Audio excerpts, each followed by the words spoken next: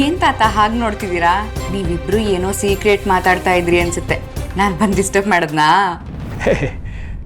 ನಾವೆಲ್ಲ ಸೀಕ್ರೆಟ್ ಮಾತಾಡೋದು ಏನಿದೆಯಮ್ಮ, ಅದೇನಿದ್ರು ನಿನ್ನಂಥ ಜಂಜಿಗಳು ಮಾಡ್ಬೋದಷ್ಟೇ.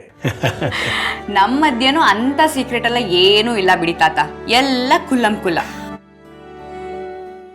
ನೀವು ಹೀಗೆ ಮಾತಾಡ್ತಾ ಮಾತ್ರೆ ತಗೊಳ್ಳೋದನ್ನ ಮರಿತೀರಾ ಅಂತಾನೆ ನಾನೇ ತಗೊಂಡು ಬಂದೆ. ತಗೊಳ್ಳಿ, ಮಾತ್ರೆ ನುಂಗಿ ಹಾಲು ಕುಡೀರಿ.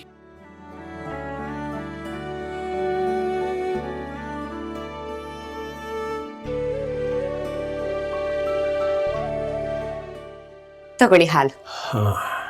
ನೋಡಿದ್ರಪ್ಪ ನನ್ನ ಸೊಸೆ ಎಷ್ಟು ಚೆನ್ನಾಗಿ ಕಾಳಜಿ ಮಾಡ್ತಾಳೆ ಅಂತ. ನಾವು ಮರೆತರೂ ಅವಳು ಮಾತ್ರ ಮರೆಯೋದಿಲ್ಲ. ಯಾವ್ಯಾವ ಟೈಮಿಗೆ ಏನು ಕೊಡಬೇಕು ಅಂತ ಚೆನ್ನಾಗಿ ನೆನ್ಪಿಟ್ಕೊಂಡಿದ್ದಾಳೆ. ಹೌದು ಗಿರಿ, ಅವಳು ಮಾಡ್ತಾ ಇರೋ ಸೇವೆಗೆ ನಾವು ಎಷ್ಟು ಕೃತಜ್ಞತೆ ಹೇಳಿದ್ರೂ ಸಾಕಾಗಲ್ಲ. ಲಕ್ಷ್ಮಿ, ನಿನ್ನಿಂದ ತುಂಬ ಉಪಕಾರ ಆಯಿತು ಕಣಮ್ಮ. ತಾತ, ನಾನು ಇವಾಗ ಏನಂತದ್ದು ಮಾಡಿದೆ ಅಂತ ಇಷ್ಟು ದೊಡ್ಡ ದೊಡ್ಡ ಮಾತಾಡ್ತಿದ್ದೀರಾ? ದೊಡ್ಡ ಕೆಲಸ ಮಾಡಿದಾಗ ದೊಡ್ಡ ಮಾತು ಹೇಳಲೇಬೇಕಲ್ವ ಲಕ್ಷ್ಮಿ. ಇವತ್ತು ನಮ್ಮ ದೇವಕಿ ಇದ್ದ ಸ್ಥಿತಿನಲ್ಲಿ ಅವಳು ಖಂಡಿತ ಬಂದು ಊಟ ಮಾಡ್ತಾಳೆ ಅಂತ ನನಗೆ ಅನಿಸಲಿಲ್ಲ. ನೀನು ಅವಳನ್ನು ಕರ್ಕೊಂಡು ಬಂದು ಊಟ ಮಾಡಿಸ್ದೆ, ಅದಕ್ಕೆ ನಿನಗೆ ಥ್ಯಾಂಕ್ಸ್ ಹೇಳ್ತಾ ಇರೋದು. ಇಷ್ಟಕ್ಕೆಲ್ಲ ಯಾಕೆ ಥ್ಯಾಂಕ್ಸ್ ತಾತ? ಈ ಮನೆ ಸೊಸೆಯಾಗಿ ಮನೆಯವ್ರನ್ನೆಲ್ಲರನ್ನೂ ಚೆನ್ನಾಗಿ ನೋಡ್ಕೊಳ್ಳೋದು ನನ್ನ ಕರ್ತವ್ಯ ಅಲ್ವಾ?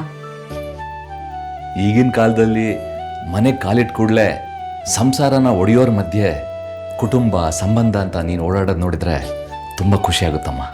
ಇಲ್ಲ ಮಾವ, ಇಷ್ಟು ದೊಡ್ಡ ಕುಟುಂಬದಲ್ಲಿ ನಿಮ್ಮೆಲ್ಲರ ಸೇವೆ ಮಾಡೋಕ್ಕೆ ಅವಕಾಶ ಸಿಕ್ಕಿರೋದೇ ನನ್ನ ಪುಣ್ಯ.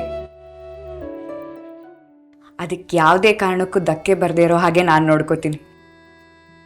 ಸರಿ, ನಿಮ್ಮಿಬ್ರದ್ದು ಮಾತು ಮುಗ್ದಿದ್ರೆ ತಾತ ನೀವು ಮಲ್ಕೊಳ್ಳಿ ಸಾಕು. ಮಾವ, ಅತ್ತೆ ಕಾಯ್ತಿರ್ತಾರೆ, ನೀವು ಹೊರಡಿ.